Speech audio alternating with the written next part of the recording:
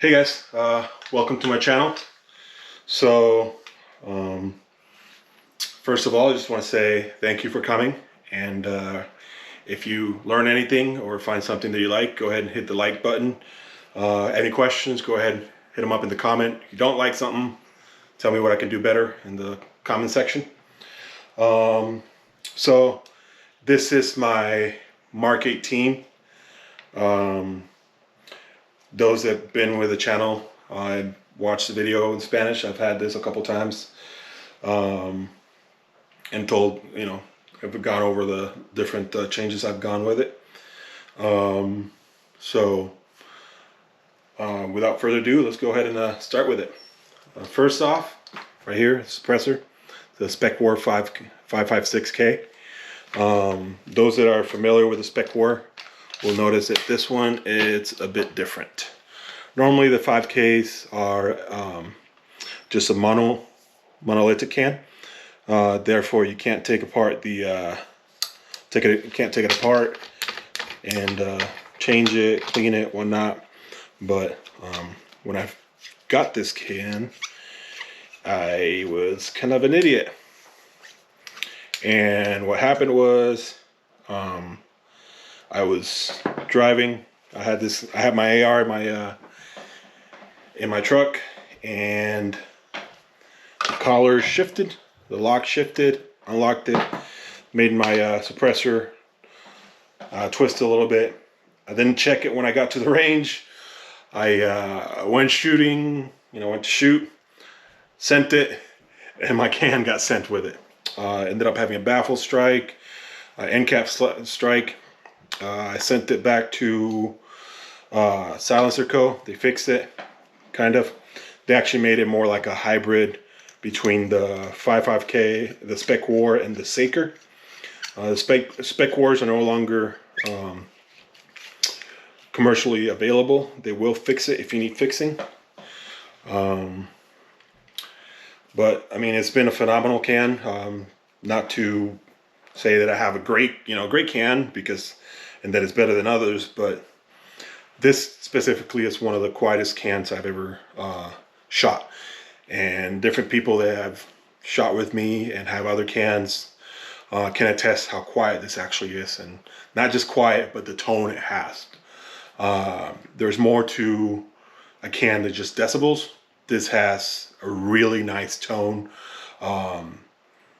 It's not 100% safe without hearing pro, but a couple shots, it's not gonna hurt your ears, and it sounds great. Okay, now that that's off, going to my muzzle device. So it's a 3-prong Silencer flash hider. I mean, it's a flash hider. It does great, but I mainly got it because it's a mounting option for my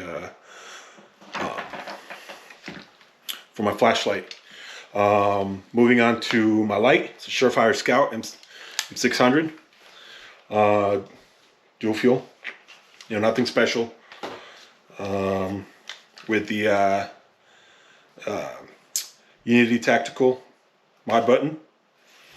Holding my cable management Artisan Machine M-Lock cable management system. If you are not managing your cables, you're doing it wrong. I don't know what to tell you. Whether you use Artisan Machine or other companies, Strike Industries, Magpul has their own thing, I want to say. Just manage your cables, help them stay out of the way, more streamlined. They could catch on something, not just catch on something, get you stuck, but here it makes it a lot easier that nothing's going to accidentally catch on it and unplug my my light. Puts all the cables out of the way, and I can't, nothing's going to accidentally snag and take my light out of commission. Moving to the rail. I used to do a lot of night vision shooting for reasons that I will not get into it right now. I'm not going to mention why I don't do that. But Geissele, it's been great for me to hold 0 on my laser devices. Never had an issue with this Geisley. You know, well, they're gone, but I used to had them marked. Never had them move. It's never loosened up on me. Came out. It's been great. Like I said, Health Zero, different lasers I put on there, taking off the same laser on and off multiple times. Re-zeroed it, and once it's zero, it's zero. It's never had an issue. This rail doesn't get too hot. It's got plenty of air circulation to go through it to keep the barrel cold. Now moving on to the barrel. This is probably the only thing that's Daniel Defense on this gun. It's a Daniel Defense Mark 18 barrel. I bought it secondhand, well, unused secondhand. Person that had it ended up switching it and sold it. Then I have the Geisley bomb-proof gas block mounted on there. That way, you know, it has no issues. A lot of people like to do adjustable gas blocks. Personally, I don't like them.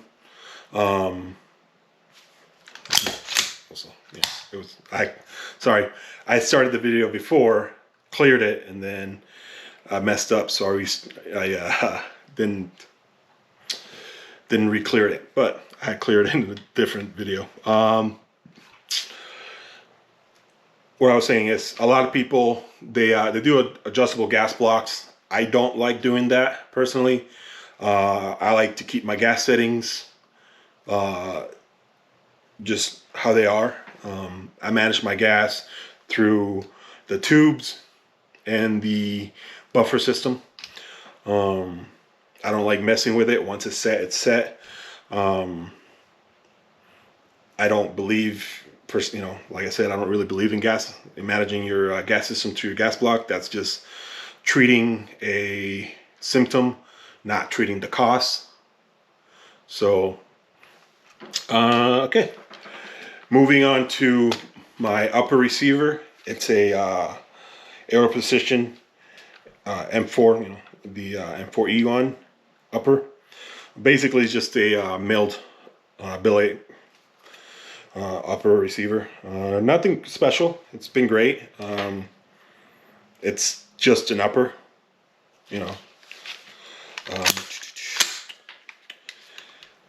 BCG, Toolcraft BCG. Like I said, nothing special. It's not adjustable or anything.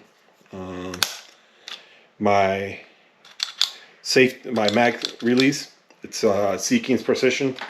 I got that one because I found it at the gun store, and it matched the rest of the upper. I wanted the rifle. I wanted to do tan and black, so that's what I got. Right here you can see I have the bad lever. I don't really use the bad lever for reloads. It's mostly for actuating my rifle for malfunctions, things like that. Can I send the bolt forward for reloads? Sure, I can, but it makes it so much easier to just do malfunctions. I don't have to switch back and do that. It's just right there, and I just turned over. There are other options. I'm probably gonna end up changing it. There's I forgot what it's called, but basically it's a mag catch that you end up milling into the lower, and it comes out to the other side. So I'm gonna do that at some point. Trigger, Geisley is the Super Duty Combat trigger. It's probably 3 pounds, 3.5 pounds, just phenomenal break, and then just nice reset. Barely even moves. Boom. And there's the reset. Amazing trigger. One of my favorites. Safety, Radiant Arms, ambidextrous safety. Simply because I like to be able to switch, and then I can do safety manipulations.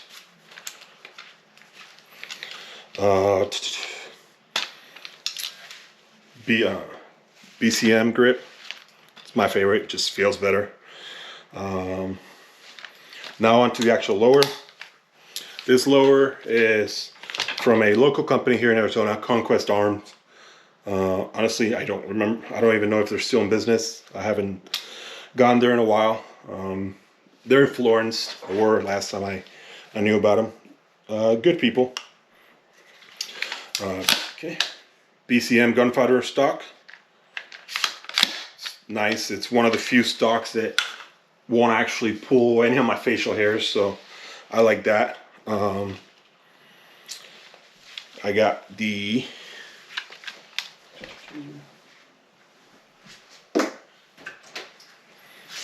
for charging handle is the Radiant Arms SD.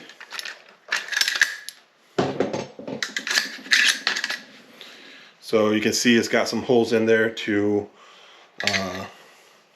get rid of some of the gas going outside of the charging handle area right there in the back. What that does is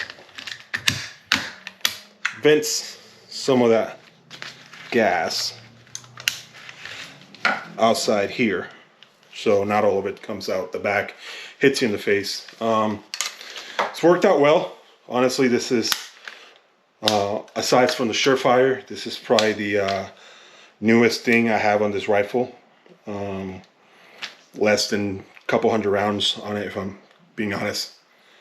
So I can't tell you if it works great. I mean, I can notice a little bit less gas in my face, but is it significant? I don't know. Maybe if I had a different rifle set up that wasn't 10.5, 10.3, it wouldn't be as bad.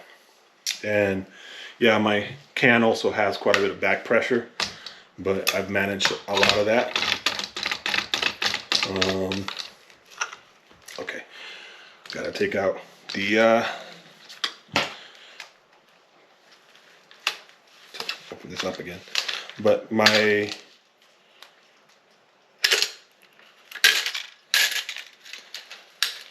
buffer is just a Spike Tactical ST3. Nothing crazy. I like the ST3 because it's just one of the, I don't buy a lot of Spike Tactical things, but I do like their buffer tubes or buffers because they're more of like a powder, tungsten powder, and that doesn't transfer as much kinetic energy, so it dissipates a lot of it. Not a lot of science, I'm not a scientist, so I don't know a lot of science, but from what I was explained, that's what happens, and I mean, makes sense to me. Optic setup, it's the Unity Tactical riser. So basically, this is at a 2.26 optical height, so it makes it to where you don't have to scrunch in and pull your neck in so low. It's more a natural position, and then it lets you move over and still kind of have the red dot in sight. Also, it has a little tiny sight inside, if you can see it. It's there, not really usable, but hey, it's there. If it's within, I don't know, five feet or whatever, and you need to use it, go ahead. This is mainly because I can use night vision whenever passively without having to rely on a laser. And the reason I do that is because when you have a laser, if you use it to aim with, anybody else that also has night vision can see it. Is that really something to worry about? I don't know. It depends what you're doing. But you got to learn. If you're going to learn to use night vision, I also suggest to use night vision passively. Red dot, technically green dot. It's a Holosun 403 Elite. This one was given to me by a friend, Southwest Gunner. Shout out to you. He gave it to me, and I've been running it for 2 years. basically just on this rifle, and it hasn't failed on me. I've put so many rounds on this rifle that I couldn't even tell you. But last thing is the sling. Ferro concept, pretty much the same. You know, slingster, pretty much the same sling I put on all my rifles. If I have a rifle, I'm most likely gonna have a ferro concept on it, unless it's like a hunting rifle or something, and I can't really use this setup. Then I'll have something else. I guess not the last thing, but foregrip, just a map pull grip. That way I can hold on to it. I don't do the full grip. I do modified C-clamp, where I use my foregrip to pull my rifle into my shoulders. So this way it's very stable, and I can, you know, versus if I had a, you know, full grip, it moves a lot left to right. Might not move a lot up and down, but this is more stable. That's basically it. Thank you for coming to my channel, checking this out. See you guys later.